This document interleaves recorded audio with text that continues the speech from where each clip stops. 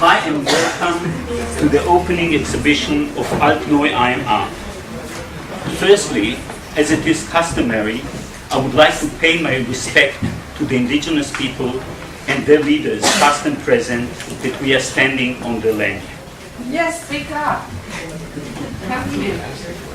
This is the maximum. That's the maximum volume. Yeah, that's right. There are so many people that I would like to thank, and Irit even told me not to forget any of them. All of them were so generous to share their time that I'll thank them personally without taking your time. The only person I would like to thank here is my partner in life and in this dream, Irit. Thank you.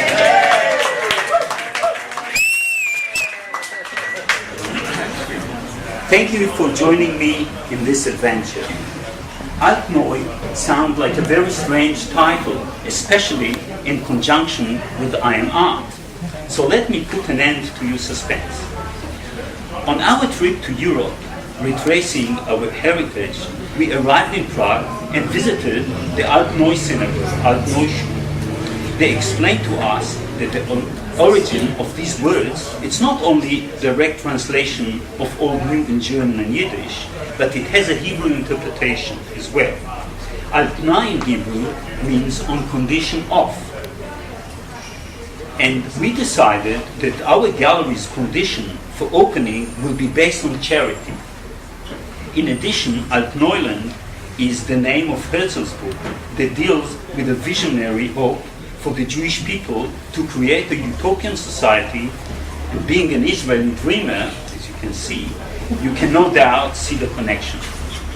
Of course, this gallery not only concerned with Jews' roots, but also relates to my connection with the indigenous people of Australia, the traditional owners of this land.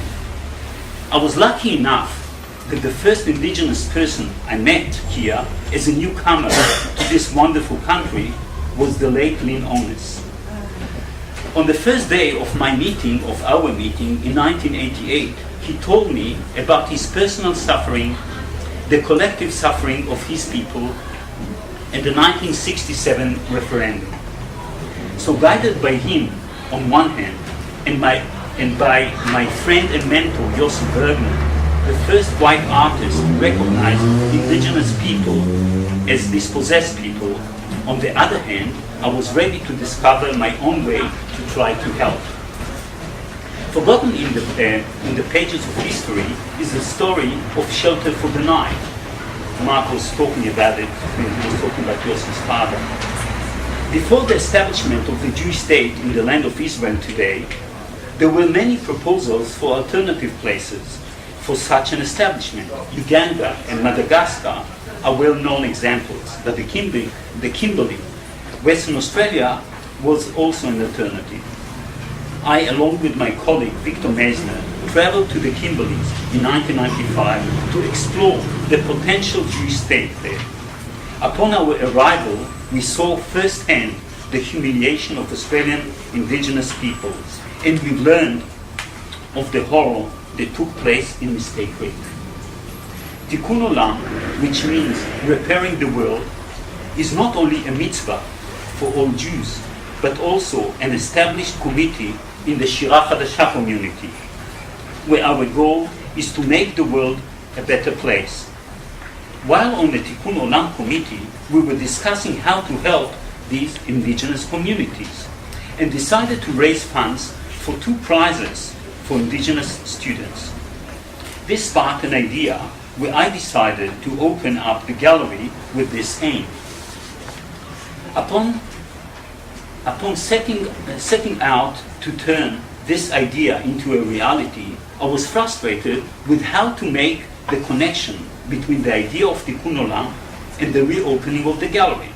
It may sound simple to you, however, for me, I had to find my own way of combining the two.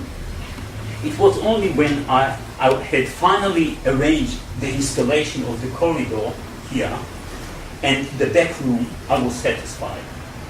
It made sense to me to return the favor to the descendants of William Cooper, the brave indigenous leader who for me symbolized the central trunk of the powerful tree, which is a recurring motif in Yosl Bergner's painting regarding indigenous people.